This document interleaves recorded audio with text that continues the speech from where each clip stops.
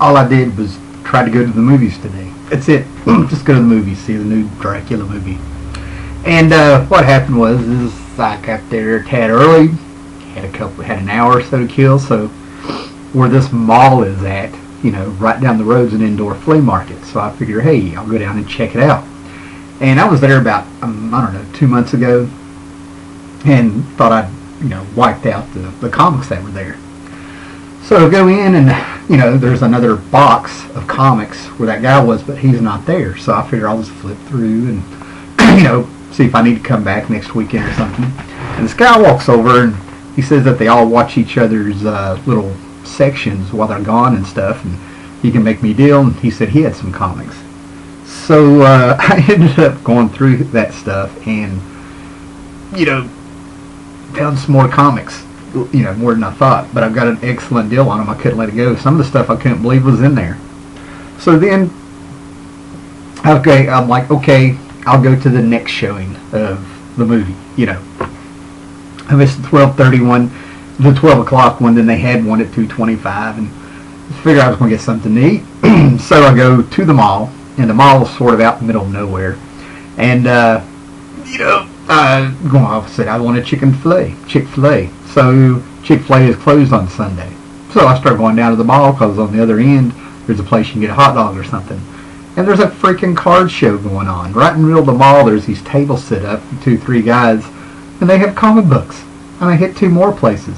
So just came home after because I bought more books, but I got like great deals on them.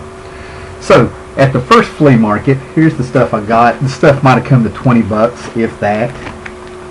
Alright. Let's see how I got these separated here. Alright. Here's what I got at the first place, the guy that wasn't there, right? All this, you know, comes to 20 bucks combined, right? I got this great The 7 Caskets by Dan Barrington. And I love this guy's art, man. It's like Halloween meets, you know, pulp, covers of the pulp novels from like the 60s and stuff, right? And it looks like it's some kind of monster tale of the Justice League. So, you know, excited to get that. Some kind of Dynamic Forces Blair Witch book with certificate, right? All the stuff, you know, less than $1 a piece. Vampirella special, R.I.P. from 1998. Joe Quesada cover, and another Joe Quesada cover. Vampire Lives. So, you know, it'll be interesting to see what that is, but I just love that sketchy kind of cover. The Wizard, you can only get this through Wizard, through their coupon. The half issue of Sin City, Just Another Saturday Night.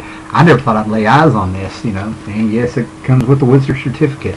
Then I got these 2 prestige format, it's a 2-issue miniseries that came out, written by Howard Chaykin. I think I said that right, Chaykin, with Mike McCone art. And I love Mike McCone art.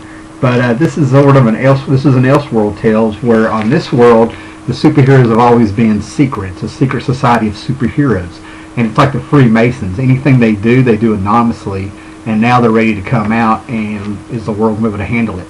Now you got to watch Howard Chaykin, because he does not like superheroes. So his take on superheroes and stuff is always, you know, you got to be careful, you know, because you got to keep in mind he doesn't like superheroes. All right.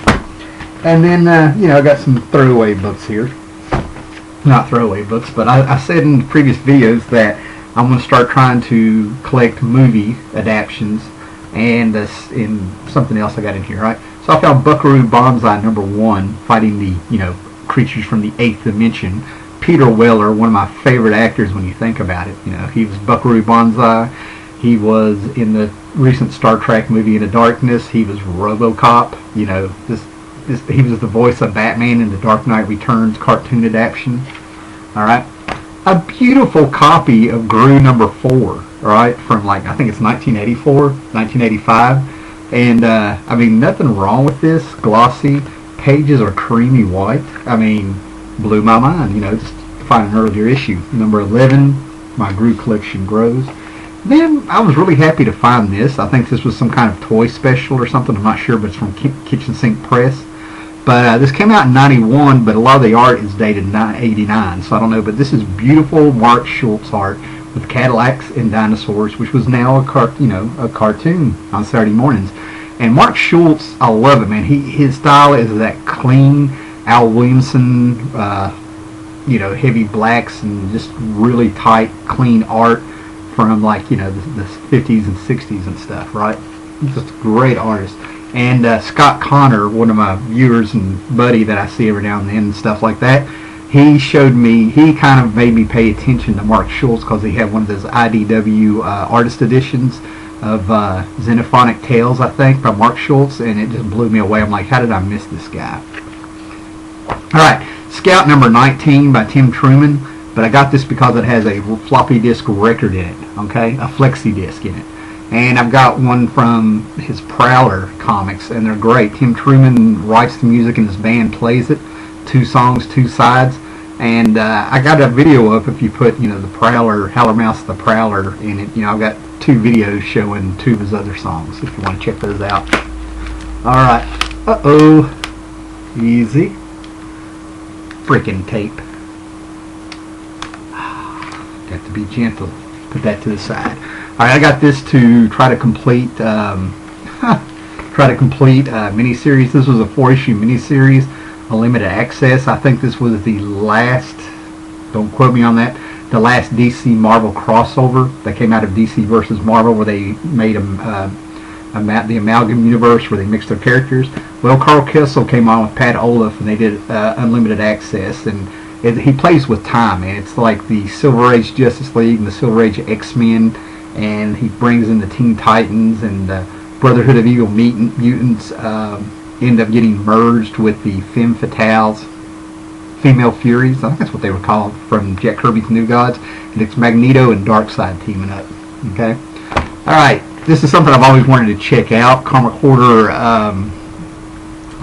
410 is running a contest, and one of the books that he's giving away in the contest is number 1 of this. This is Albion. I think it's this is number 3 of 6. He has number 1 in it.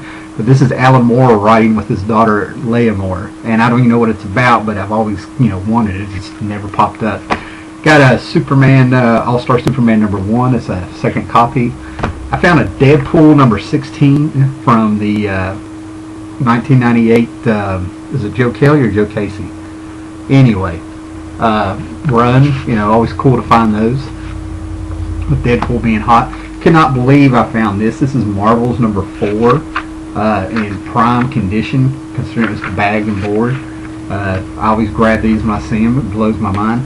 And then I found these. These were first print Bone by Jeff Smith. All right, here's number 20, number 43, number 49, number 35. And I think it's number 52, 51 or 52. And I love finding Bone, man. Like, it's so hard to find first prints and stuff. And I know those are some of the later issues. I find an issue 20, right in there. Pretty cool to find. Alright, so the guy who was watching the guy's booth that I bought these off of, I went over to his booth, and he had all these books too, and he's got more. So I started going through his stuff, and I got all this for $4. Yeah, I think $4, $4, and it kind of blew my mind what I was finding there. So I found what is this company? American Comics Group. I found a Herbie. All right, this guy pretty much has the power of God. All right, and this is probably, I think Alan Moore has said this is his favorite book from the Silver Age. Okay. You definitely want to check out Herbie. You're getting into deep comic book geekness when you get in there, when it comes to him. Found this Incredible Hulk number 2, the Future Perfect. It was a 2-part miniseries. I always buy these when I find them because this is just a great story. Mad Max meets the Hulk of the future. The heroes are all dead. I mean, it's just amazing stuff. And I found another variant edition of the Incredible Hulk by Jeff Loeb and Ed McGuinness, and this is a variant edition for number 6. I've been finding a ton of these Jeff Loeb and McGuinness Hulks. And then he had this. This was the piece of the resistance, and I have a bunch of these bags and boards, man. But I found a treasury size edition of JLA Heaven's Door by Mark Waid and Brian Hitch. which just blows my mind. And this thing is like brand new, and his wife brought it in right when I was getting ready to leave to pay for this stuff. So that just blew my mind. I was like, yeah, all right. Okay, so then I go to the mall, like I said, and I ended up getting these books and 2 records. I got all these for $5. All right. He had boxes and boxes of Spider-Man comics for $1, and he had another box for $2 a piece. He just made me a deal after I looked up some records because we started talking about one of the records, I guess, got friendly. But I got Web of Spider-Man number 20.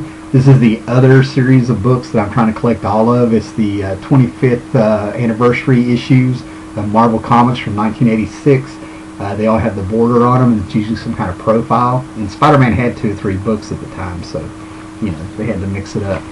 Secret Wars 2. That's another thing. I'm trying to get all of these, and I have no idea where I'm at. I mean, I still have tons that I bought off the rack and stuff, but I know I had this one, and this is half of a cover that goes to an Amazing Spider-Man where he turns into the black costume. It's in motion.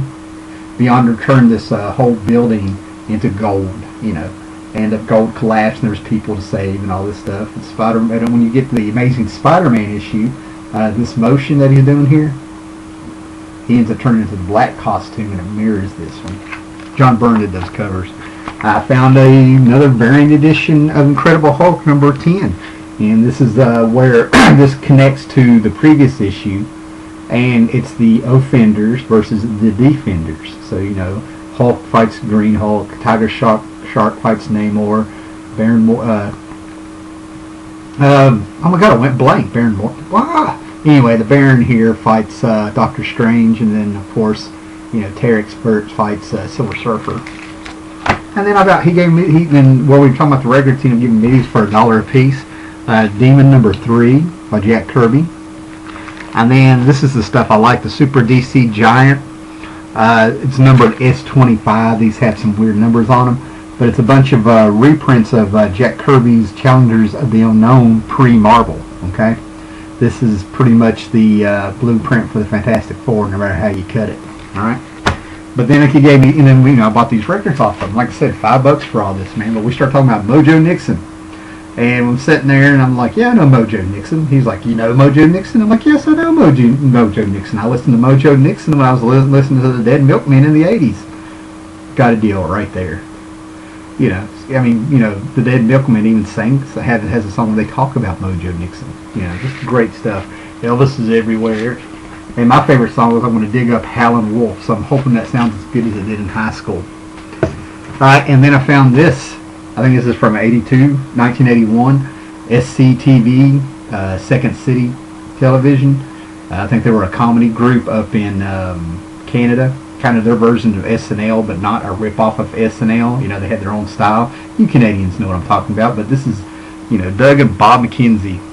Love this, and they had that movie Strange Brew. Love that movie. Love these guys, and I'm glad to have their comedy album, which I'm going to be listening to in a little while. Yeah, there's the front. There's the back. Alright, so then there was another table. As I was walking away, I'm like, I got to go home. I decided not to go to the movies. You know, I've spent my money on this stuff. And I turned around because I thought somebody yelled at me. I don't know, you know, who yelled, but they weren't at me. And I turned around and I saw the table behind this guy. And there's, I see another box. Just, you know, he had all these sports cards, and there's this comic book box. So I go there. His are 50 cents a piece, and I got all these for $5. I still got a deal, all right? Because at the end of the day, and I guess the guy made his money the day before on a Saturday. He said he had all these signed books, and they all sold. You know, so on Sunday, another Bone, number 44. I mean, I've never seen. I couldn't believe I've seen all these Bone books. You know. Like I said, I don't know if they're worth any money. I know the first couple are and stuff, but I mean, these are first prints, and that's just, I don't know, cartoon books. Alright, now I got these Alien Worlds, number 8 and number 9 from Eclipse Comics in the 80s. Al Williamson art, Bruce Jones story. These are really good, man. It's like just heavy sci-fi stories, man, you know, a little bit of a throwback. Then I got some Dreadstar, alright? Yeah, and that's not, 3 of these I found out I do have, but 28, 29 and 30 I have. Okay, and with the movie coming up, I've got a big run in a previous video up here, you know, this top shelf over here. But what I'm looking at is, I'm afraid when I get into the 30s here, I'm looking at the art. This looks like a guy named Luke McDonald. All right, he drew Justice League Detroit. He drew the Suicide Squad, and if this is a guy doing this also on Dreadstar, I'm going to be like, it's going to be hurting, because I hate this artist, man. I look at his stuff and it makes me angry. I mean, I just cannot stand his blocky, choppy. I don't know. God. I mean, a lot of people probably won't bother him and stuff, but I just can't stand the guys. I don't know. Oh, I can't stand it. There's nothing dynamic. I don't know. How the guy gets work, I don't know. But anyway, moving on. Oh, God, I can't stand his art. It looks better, on the camera. So anyway, maybe it needs to be filtered a little bit. But, yeah, in the 30s here, 37. Just can't stand the guy's style. And then we come up here in issue 63. If this is not the end, it's close to the end. But that is an awesome Whilce Portatio cover, which I should have took the stickers off here. Whilce Portatio cover, and Peter David and Angel Medina are working on this. So Peter David, you can never go wrong. And Angel Medina is one of those artists that never got their due. So yeah, that was my Sunday. Blows my mind, man. All I did was want to go to the movies, and I fell ass backwards in the comics. And it's good shit. I'm glad I went out. Alright guys, later.